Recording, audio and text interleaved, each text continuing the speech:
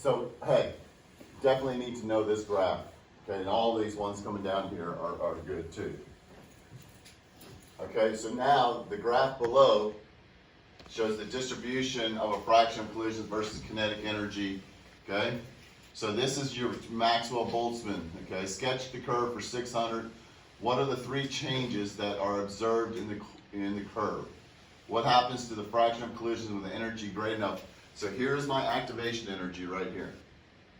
So what happens to the number of molecules that have enough energy to overcome EA? It increases because it's the area under the curve. Now, I have a really lousy curve drawn, okay? But it's just going to be flattening coming out here, okay? So you got to have many more molecules with sufficient energy. Now, what happens if I add a catalyst? That makes EA over here. So now, at any given temperature, we're still going to have a whole lot more molecules. We can make it over the hill.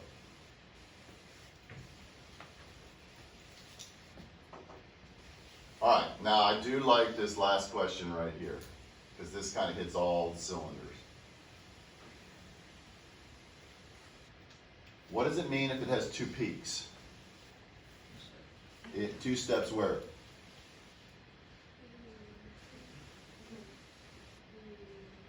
In the what? Reaction mechanism. Remember, the mechanism are the individual steps of a reaction. If it's a two-step mechanism, you're going to have two activation energies.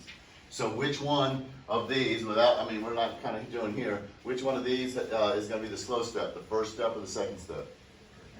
First, because it's got the higher activation energy. So B, endothermic reaction. How do I know it's endothermic?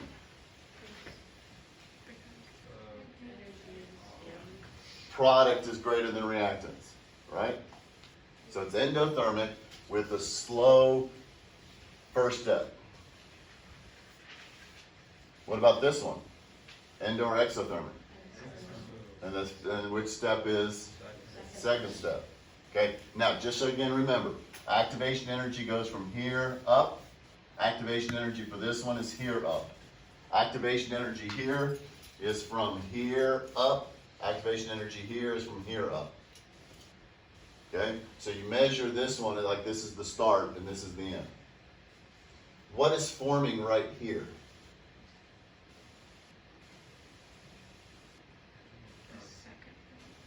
What do we call those things that are made in the middle? Substitute or something like that. No, that's going to be up here at the top. Is where the activated complex is going to be. It's not quite, the bonds are beginning to, yes, but the bonds are beginning to break, other bonds are beginning to form, so you kind of have this transition state, this activated complex here. But down here, you got it? It's the intermediates. Things that are neither reacted nor a product of formed but consumed in the middle. Okay? And then I asked you just to finish this out on the top here. We're not going to be able to see the choices.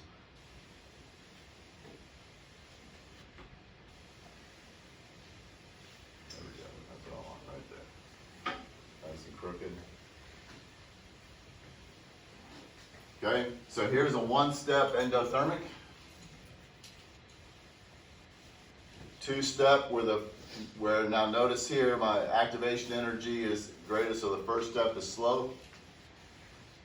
Exothermic reaction, and an endothermic where the second step is the slow step. So you good with understanding those graphs?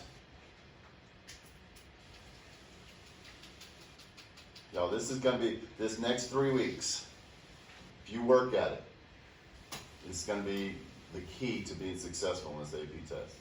We now know everything we need to know. We just got to make sure that we have it all organized and we can pull it out and we can see and remember it, okay?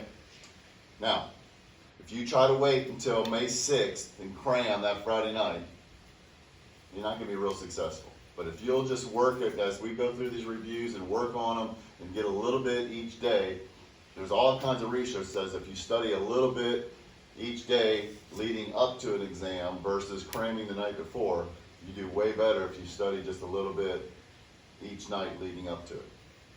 Okay? So we're just going to spend some time every day just kind of going through new stuff. So the rest of the period, you got an hour. Let's finish this out.